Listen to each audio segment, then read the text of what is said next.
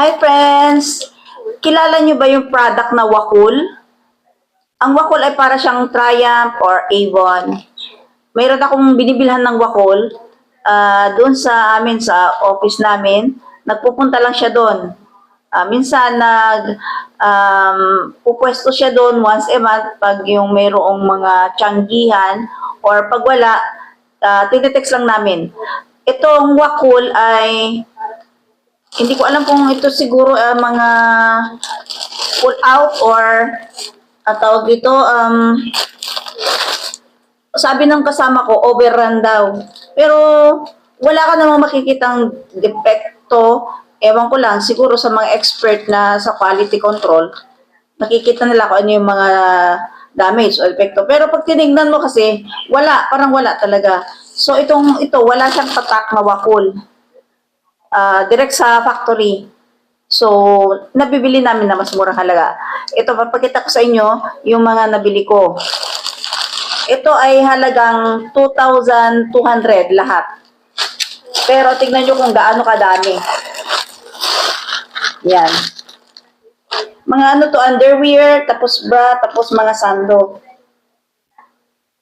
Tingnan nyo, ilang piraso to Mga full panty to kasi hindi na ako gumagamit ng mga bikini.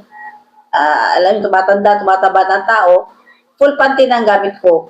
Ito siya, 1, 2, 3. Tatlo yan Tapos, meron pa dito. Tatlo ulit. 1, 2, 3. Hindi ko napapakita yung yung itsura na mismo kasi baka ma-sensor tayo. Another 3. Bali, 6 na yun, 6. Another 3. Yan. 1, 2, 3. Per 3 ito, set of 3, yung kinuha ko, kasi iba-ibang style naman. Ito, seamless ito, seamless. Wala siyang, garter, kumbaga, wala siyang tupi. Seamless. Ito naman, malalaki yung garter niya. Mataba yung garter.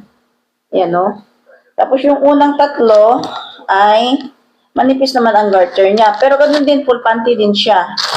Ito yung unang tatlo, manipis. Maliit yung garter. Payat, kumbaga. Pero itong isa is mataba din. Yung itsura kasi magkakaiba, kaya tatlo-tatlo ang kinuha ko doon sa mga design. Para naman may variation. Another 3 ulit. 2 pala, 2. 2 ito, dalawa lang. Para siyang girdle. Kuha ko ng dalawa. Ayan bali ilan na yon? 3 plus 3 plus 3, 9. Plus dalawa, 10, 11. 11 na yon. Tapos meron pa dito. 4 naman ito. 4 ba? 4 na bra. Ito para siyang sports bra. Wala siyang wire. Pero pag sinuot mo siya, para kang naka-sports bra. Maganda yung fit niya dito. Comfortable siya. Ito yung isa. Napaka-comfortable niya kasi pinagsusukat ko ito Ito ang isa. Yan. Tapos ito pang isa. Para silang ang itsura nila para silang seamless din. Tapos aside from that, so bali 9, 10, 11. 11 yun na underwear na iba-iba yung design. Tapos yung bra, 4. Tapos, meron pa dito. Ayan. Ito yung parang sando o parang kamison na mayroon na siyang bra. Hindi mo na kailangan magsuot pa. Ayan. Kasi may mga damit ako na puti na long sleeves. Kasi sa opisina nga namin, sabi ko nga, ang office namin sobrang lamig. Parang yung lamig niya, parang hindi na pang tao, pang karne na. Ayan. Tapos, may isa pa. Yan. Ito medyo parang light yellow.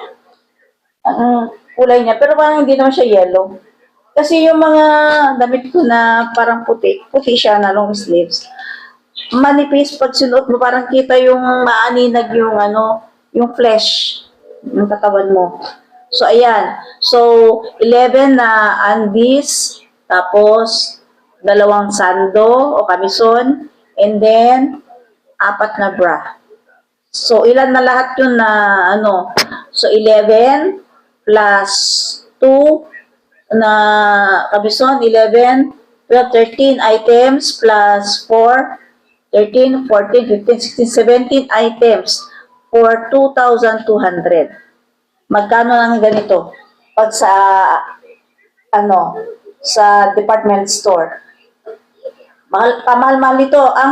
Ang Wacoal kasi, ang tibay nito, kahit ilang taon, ulit-ulit mong isuot, parang Triumph lang din nga siya.